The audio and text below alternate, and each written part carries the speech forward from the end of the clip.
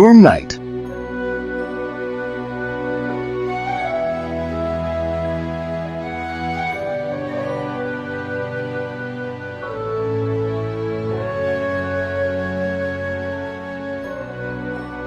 The day had passed very calmly with both of their parents home on a rainy Saturday. They had spent the afternoon playing hide and seek with Ozzy and occasionally stopping to see what their parents were doing. Maddie had the opportunity to finish reading her mystery book, and Tom was learning a new piece on the getter his family gave him on his last birthday. After a while, both Sonic and Tails were tired and bored for their luck. Maddie called them that it was time to eat, and so they went to help prepare the table. Tom and Maddie were finishing preparing the food while the boys searched for the dishes.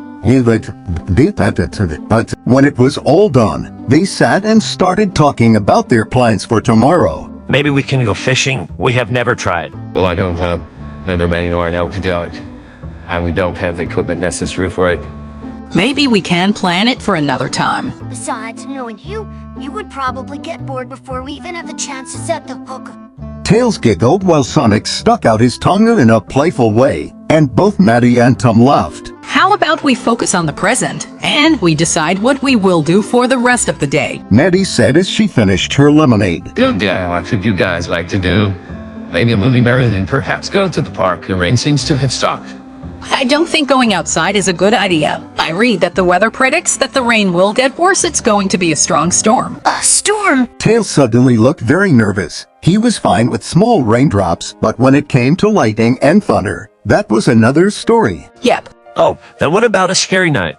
We can tell scary stories with only a candle to light the room or watch a horror movie. Sonic said in a creepy voice. Not sure if you guys can handle it. Sonic smiled. What a bet. We will show him who the bravest of the house is, won't we, Tails?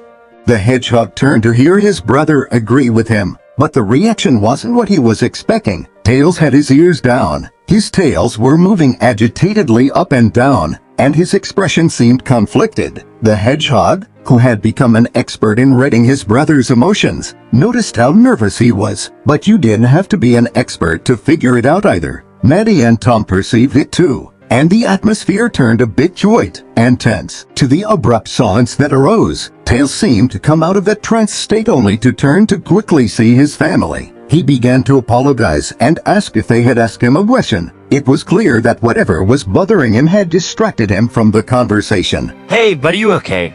Oh, I just... Tails changed his alarming state to one more thoughtful. It's just that my head hurts, a lot, and I think it's better if I go to sleep now. He thanked everyone for the food and carried his plate to the sink. Sonic, Tom, and Maddie looked at each other as the fox went upstairs rapidly and somewhat awkwardly. I will check on him. Sonic spoke fast and pushed his seat, but Maddie stopped him. Don't worry, honey. Finish eating, and I will go. He was going to protest, but seeing Maddie's face, he retracted and went back to seat himself. As Maddie climbed the stairs, she heard someone in her room looking for something among her things. She assumed Tails was probably searching for medicine for his headache. Of course, if the excuse he had given was true. You will not find what you were looking for in that drawer. The fox was surprised and immediately stood up, hiding something behind his back. A red alarm for any mother. Can I please see what you have in your hands? She asked in a sweet but concerned tone.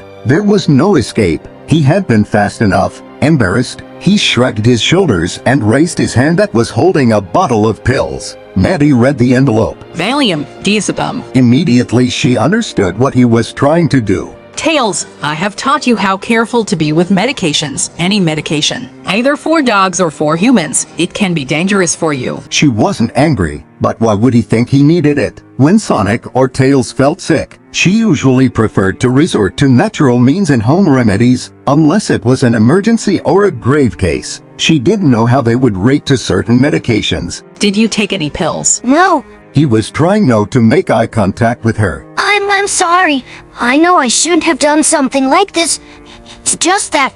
He went quiet for a moment and then looked to the window. Maddie followed his eyes and realized what he was trying to say. You are scared of storms. He nodded, and she hugged him. Tails, why didn't you say so? I don't want Sonic or Tom to think less of me. Everyone gets scared sometimes, and there is nothing to feel ashamed of. Do you remember that time when Tom almost broke the TV because there was a mouse under our armchair? He was so scared he had to go outside until we got the mouse. Her attempt to make him smile was working. She proceeded to put the pill bottle back in its place along with the other pet medications. We can't do this together. Sonic did not overcome his fear of water alone.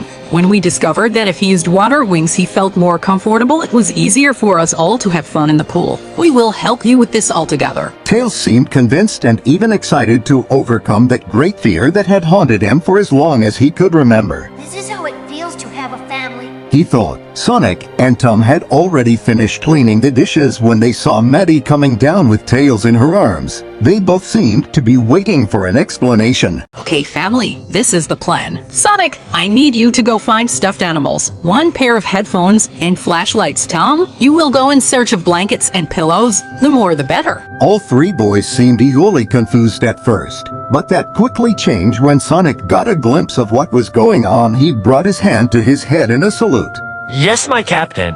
and ran into his room. Maddie proceeded to set an alarm on her phone checking the time the storm was starting. She then told Tails to pick his favorite movies and bring them into the room. Meanwhile, she went to find some stress toys that she sometimes kept for her niece, a fidget spinner, a movable ball, and some magnets. Finally, she went to the kitchen and grabbed cookies, apples, and juice boxes. When everyone was gathered in the room with all the stuff Maddie had asked for, they began to make the pillow fort. We have 40 minutes before the weather forecast occurs. I want the best pillow fort ever built. Understood, my crew? Yes, Yes, ma'am. ma'am. Sonic and Tails responded in unison while giggling. Tom and Maddie moved the armchair, the table, and the lamp to spread the softest and most comfortable blanket in the space, which also had just come out of washing so it was warm and clean. On the lowest table, they put the lamps, the toys, and all the objects that were not soft. Then they arranged another blanket to form a cave over the couch and cushions. It was arranged in such a way that the TV was inside.